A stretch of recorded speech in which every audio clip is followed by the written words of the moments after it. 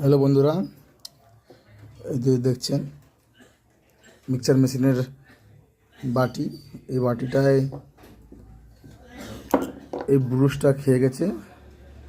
আজকে আমি এই ব্রুশটা পাল্টাবো। ব্রুশটা পাল্টানোর জন্য আপনাকে কী করতে হবে দেখুন। প্রথমত নিয়ে নিতে হবে একটা চং রড। আমি চং রড নিয়ে নিয়েছি। তারপর কি করবেন, এটাকে এইভাবে ফাঁসিয়ে নিয়েছি আমি। দিয়ে একটা রড দিয়ে উপর দিয়ে ঠুকবো। এই রডটা দিয়ে ঠুকবো, ঠুকলেই কাজটা ক্লিয়ার হয়ে যাবে।